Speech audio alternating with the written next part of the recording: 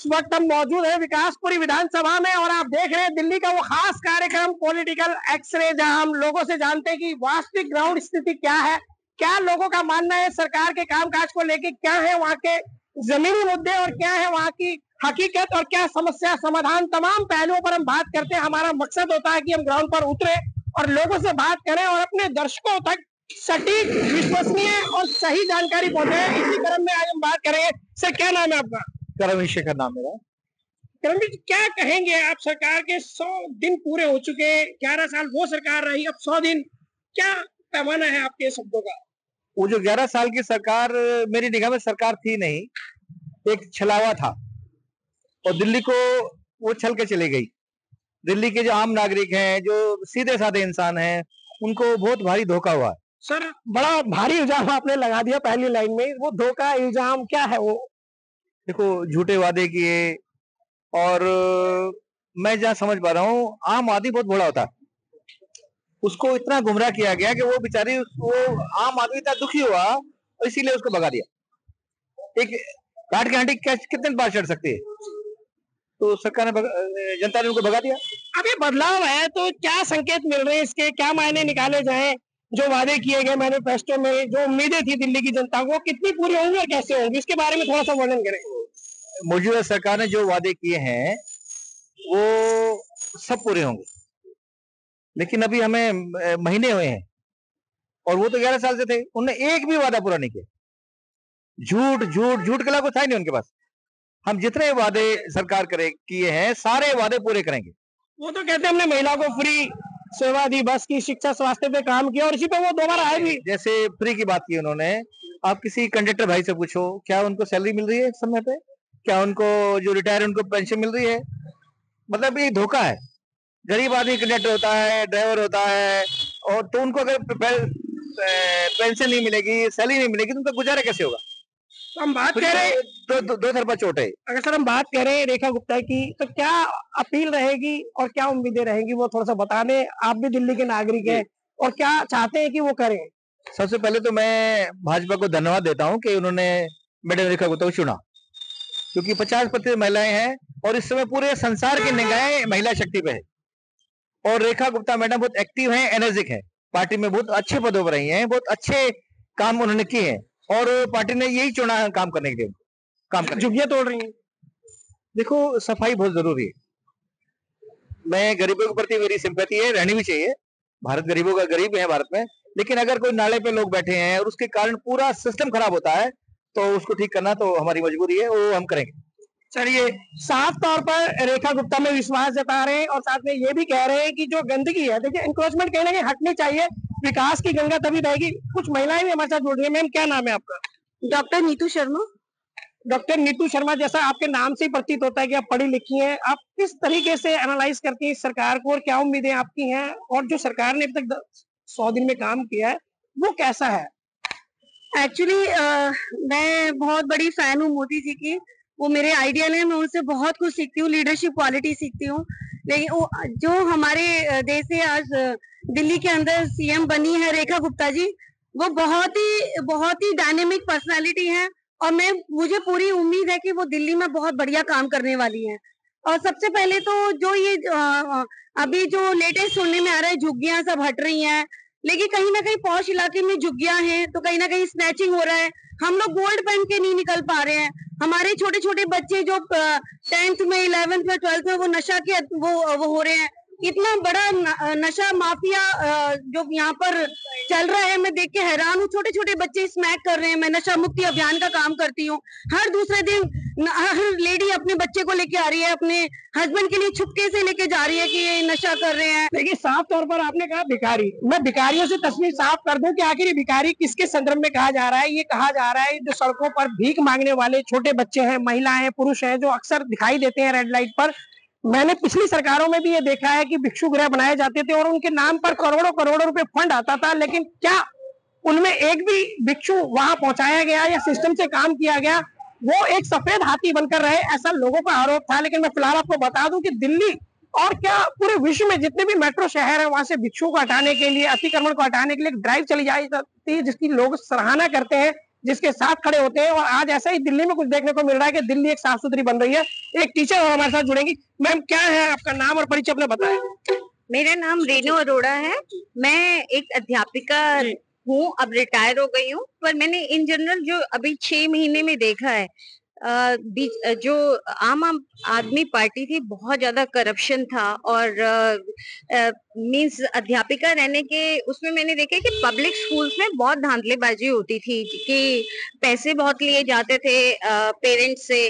तो पर आजकल थोड़ा सा इसमें कार्य हो रहा है, थोड़ा अनुकरणीय कार्य हो रहा है रेखा गुप्ता जी का, कि मतलब वो देख रहे हैं कि कोई एक्स्ट्रा मनी ना लिया जाए पेरेंट से, और एक ट्रांसपेरेंट सिस्टम लाया जाए एडमिशन में। तो ये सराहनीय कार्य कर रही हैं वो। और भी मैंने देखा है कि आजकल जैसे ये इतने कूड़े के ढेर इकट्ठे रहते थे हर जगह, तो थोड़ा सा ये कूड़ों का भी सफाई हो रही है, नालियों की सफाई हो रही है, थोड़ी सी साफ हो रही है दिल्ली। पूरी तो नहीं हुई है, पर हाँ काफी साफ हो रही है दिल्ली, मैंने देखा है ये वाला। और भी कार्य हैं, अभी तो उन्हें 6 महीने ही हुए हैं। अभी वो हम देख रहे हैं कि कार्य सारा दिन उनका रहता है, बहुत अच्छा कार्य कर रही हैं, और हम यही करते हैं। अभी 6 महीने नहीं हुए, मैं आपको बता दूं कि 11 साल बनाम सवा दिन जिसके करीब बनते हैं, 100 से ऊपर दिन गिने तो 3 महीने से आसपास बनते हैं। खैर कोई बात नहीं, आपने अच्छे से अपनी बात रखी, इसलिए हम आपका धन्यवाद करते हैं। सर, आप इधर आ जाए। आपका नाम क्या है?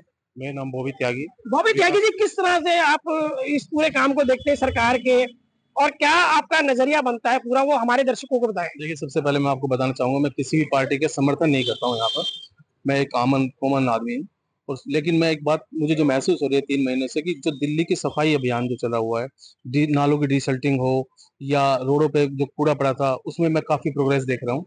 और उसके बाद अतिक्रमण जो लोगों ने किया हुआ था, हम ये नहीं कह रहे कि झुग्गी वाले हैं या कोई और अतिक्रमण, कोई दुकानदार हैं जिन्होंने अपने बाहर सब शेल्टर डाल रखी थी, उन सब के लिए भी रोड बिल्कुल साफ किए जा रहे हैं। मतलब अतिक्रमण हटाया जा रहा है दिल्ली से। दिल्ली को एक रहने लायक सिटी बनाया जाए, जैसा कि बाकी विदेशों में आप देखेंगे कि जो भी कैपिटल होती है वो सबसे अलग होती है। तो दिल्ली को भी मेरे हिसाब से अभी सबसे अलग बनाने की कोशिश की जा रही है। मैं ये नहीं कह रहा कि पूरी हो गई है, कोशिश की जा रही है। और उससे मैं रेखा जी के काफी कामों से प्रभावित हूँ। जैसे देवी बस चलाई उन्होंने, जैसे आयुष्मान कार्ड बनवाए, 10 लाख का आप दिल्ली में कभी गरीब हो अमीर हो सब फ्री इलाज करा सकते हैं। उन्होंने अभी ये नई स्कीम उनकी की, metro card, one nation one card जो दिल्ली में चले हुए हैं, आप एक कार्ड से कहीं भी जा सकते हैं। सहेली स्मार्ट कार्ड भी बनने जा रहे हैं, अभी मतलब स्टार्ट नहीं हुए, शायद बनने जा रहे हैं। तो इन सब कामों से मैं काफी प्रभावित हूँ रेखा जी के। और हमारे माननीय डॉक्टर पंकज कुमार सिंह जी जो हमारे विधायक यहाँ से, वो भी मुझे लगता है काफी एक्टिव मोड में है।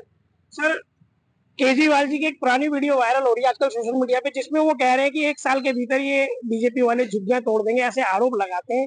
तो दिल्ली की जनता क्या मतलब केजरीवाल की उस बात से इत्तेफाक रखती है, या फिर इसको नए सिरे से देखती है? मैं एक दिन झुग्गी में ही बैठा हुआ था, और झुग्गी वालों ने ये क्वेश्चन किया था केजरीवाल जी से कि आप जितने पैसे आपने अपने शीश महल में लगाए, उतने की हमारी झुग्गी मकान बनवा दीजिए कहीं। तो उसका जवाब शायद केजरीवाल जी के पास नहीं था। तो ऐसे नाप क्वेश्चन बहुत होते रहेंगे। केजरीवाल जी को झुग्गी वालों से कोई दर्द नहीं है। उनको दर्द है दिल्ली को नरक कैसे बनाया जाए। उनको दर्द ये था कि दिल्ली नरक क्यों नहीं बनी, अब स्वर्ग क्यों बन रही है। तो केजरीवाल जी के ज्यादा सवालों को हम इम्पोर्टेंस नहीं दे पाएंगे। हम कहते हैं कि दिल्ली हमारी राजधानी, हमारे सर का ताज है। जो सर का ताज है, तो अब उसको सुंदरीकरण के लिए, उसको बनाने के लिए कि वो कैपिटल लगे, उसमें यथासंभव जो प्रयास किए जा रहे हैं वे अति सराहनीय है मेरी नजर में। क्योंकि जब भी कोई भी व्यक्ति बाहर से आए और ये कहे कि कूड़ा अगर वो देखेगा या गंदगी देखेगा, तो कोई भी बाहर से व्यक्ति आता है, जब आपको मैं एग्जाम्पल देती हूँ, साधारण महिला होने के नाते, जब बाहर से कोई आता है हम तुरंत अपना घर साफ करते हैं। क्यों करते हैं? इसलिए कि जब सामने वाला व्यक्ति कोई आता है तो वो हमारी कार्यशैली क्या है, हमारा व्यवहार कैसा है, उसको देख सके। इसी प्रकार से जब हम बात करें कि भारत एक विकसित भारत बन चुका है, बनने की तरफ है, और एक भारत जो कि चारों तरफ अपनी ही गरिमा और अपनी चीजों के लिए पहचाना जा रहा है, उस स्थिति में हमारी दिल्ली जो कि राजधानी है, वहां पर इस प्रकार की गंदगी होना मतलब कलंक के समान है। अच्छा, आप एक महिला हैं और दिल्ली की मुख्यमंत्री महिला हैं 2 बार से। पिछली बार आतिशी दी थी, इस बार रेखा गुप्ता जी हैं, उससे पहले शीला दीक्षित जी रही थी। महिला होने के नाते एक सवाल पूछूंगा।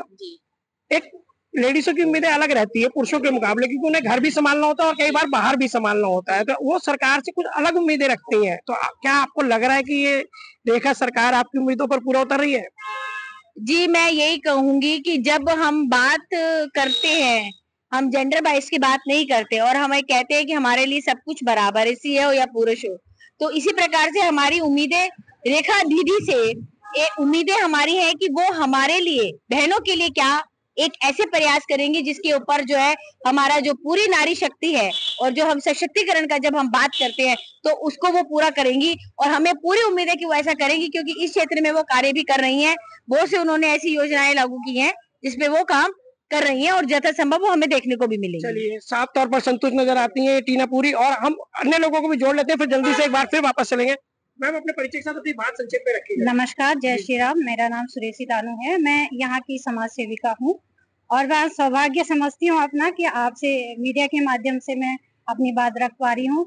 सबसे पहले तो मैं यही कहूंगी कि यहाँ पर जो लोग बाहर से आके बसते हैं अनऑथराइज तरीके से, उनके खिलाफ मैं एक वो कहना चाहूंगी, भारत जो है एक सशक्त देश होना चाहिए और भारत मतलब कभी कभी हम अपनी पहचान को खो जाते हैं कि हम कौन है।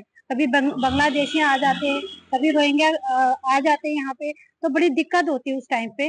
तो रेखा गुप्ता जी को मैं बधाई देना चाहती हूँ। उनके 100 दिन का कार्यकाल जो अभी पूरा हुआ है, उन्होंने बहुत अच्छे अच्छे कार्य किए हैं, जैसे नालों की सफाई होगी और बसों की सुविधा होगी और 1 नेशन 1 कार्ड की सुविधा होगी, यमुना की सफाई होगी और महिलाओं के प्रति उन्होंने काफी चीजें सोची हुई है उनके हित के लिए, और मैं उनको धन्यवाद करना चाहती हूँ रेखा गुप्ता जी को। चलिए, एक बार फिर हम दोबारा से अंतिम पड़ाव की ओर बढ़ रहे हैं धीरे धीरे। और सर, आप एक शिक्षाविद रहे हैं और दिल्ली की राजनीति को आपने बड़े करीब से भी देखा है, आप उसका हिस्सा भी रहे हैं। क्या एक मोटा मोटा अंतर हमारे दर्शकों को आप बताएंगे कि आम आदमी पार्टी और बीजेपी में, ताकि दर्शक उसको आम भाषा में समझ पाए? देखो, हमारी जो सरकार की नीतियां हैं, पंडित दीनदयाल उपाध्याय की आदर्शों पर हैं। उनका एक ही आदर्श है कि गरीब गरीब का सबसे नीचे लेवल पर जो आदमी बैठा ना, उसके वेलफेयर के लिए काम करना ईमानदारी से, अंतिम पंक्ति तक न्याय पहुंचाना। हाँ, जैसे यूपी में हमने बाथरूम दिया, घर दिया, उनको बिजली दी, तो ये अन्न दिया, मेडिसिन दी, ये सारी चीजें आम आदमी के लिए जो बिल्कुल समाज का सबसे कमजोर वर्ग है। अच्छा, केजरीवाल तो कहते रहे 10 साल हम पेरिस बना देंगे, लंदन बना देंगे, तो अब तो आपको शायद लंदन ही मिला होगा। उनको सिर्फ आम आदमी से धोखा करना था और हम ईमानदारी से आम आदमी का जीवन स्तर उठाना चाहते हैं, ईमानदारी से, नाटक नकली नहीं। हम उनकी इनकम बढ़ाना चाहते हैं ताकि वो खुद टिकट लेके अपना बस में टिकट ले, अपना अन्न खरीद पाए। तमाम लोग हमारे साथ जुड़ रहे हैं इसमें और हम बात करेंगे। मैम, जो रेखा गुप्ता सरकार इस समय 3 महीने पूरे कर चुकी है, आप भी यही रहते हैं दिल्ली में, कैसा लग रहा है उनका काम और आपके क्या समस्याएं हैं वर्तमान समय में? जी, नमस्कार। मैं बताना चाहूंगी, हम लोग यहाँ रहते हैं, यहाँ पर हमारा घर है, नागरिक हैं हम दिल्ली के, और जो पहले की सरकार थी और अब की सरकार है, कार्य में बहुत फर्क लग रहा है हमें। जो हमारी कार्य नहीं हो रहे थे वो अब हमें पूरी उम्मीद है कि होंगे। सबसे बड़ी हमें देखने में ये आया कि रेखा गुप्ता जी पब्लिक में ही रहती हैं, उनका हम दिनचर्या देख रहे हैं, रोज का देख रहे हैं कि वो लोग पब्लिक से ही टच में है, सीधा के सीधे वो उनकी समस्या सीधा सुन रही हैं, कोई बीच में बिचौलिए नहीं है उनके, वो सीधा ही काम करवाती हैं, जो आदेश देने होते हैं खुद ही दे देती हैं उसी टाइम, और जिसकी वजह से काम जल्दी हो रहे हैं और अच्छे से हो रहे हैं। रैपिड फायर कह सकते हो? जी, रैपिड फायर बिल्कुल कह सकते हैं। तो एक अंतर मैं जानना चाहूँ कि 11 साल आम आदमी पार्टी की सरकार रही और अब वर्तमान में बीजेपी है, तो पहली नजर में आपको एक बड़ा फर्क क्या लगता है दोनों में?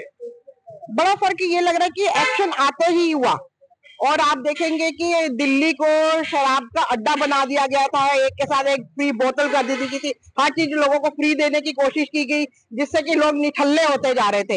लेकिन वो चीजें अब नहीं है, दिल्ली में बहुत सुधार हो रहा है, वो चीजें बंद होती हैं और लोगों को भी यही लगेगा कि हमें काम करना है, उनमें जागरूकता आएगी, और जो ये नशाखोरी हो रही थी वो उस पर भी रोक लग रही है।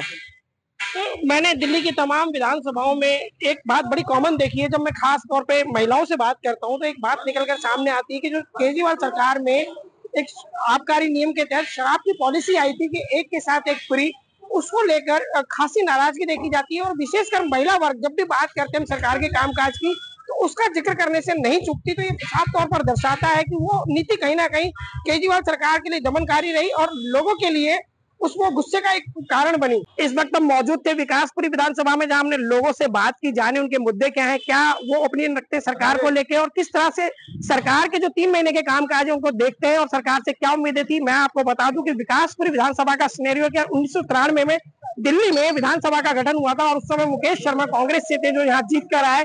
3 बार वो विधायक रहे। उसके बाद में महेंद्र यादव आम आदमी पार्टी से यहाँ पर विधायक रहे और उसके बाद पहली बार आज बीजेपी को मौका मिला है ऐसे डॉक्टर पंकज को विधायक बनाने का, जिनको दिल्ली सरकार में उनको और भी कई जिम्मेदारियां दी गई है। मंत्री पद पे उनको बनाया गया। एक विधायक के साथ साथ वो मंत्री भी है, इसलिए उनकी विधानसभा में पॉलिटिकल एक्सरे अपने आप में मायने रखता है। और मैं हमेशा की तरह चलते चलते अपने दर्शकों के लिए एक सवाल छोड़ जाता हूँ कि आज झुग्गियों को लेकर राजनीति बहुत हो रही है, लेकिन क्या कभी किसी ने सवाल किया है कि 70 साल तक झुग्गियां ही क्यों बनी रही, वो मकानों में कन्वर्ट क्यों नहीं हुई और जो मकान उनके लिए बने थे वो जर्जर हो गए, उनको मिले क्यों नहीं? ये तमाम सवाल आज अपने दर्शकों को मैं छोड़ के जा रहा हूँ, जिस पर वो विवेचना करें। मैं गुलशन शफी, खबर फास्ट, दिल्ली।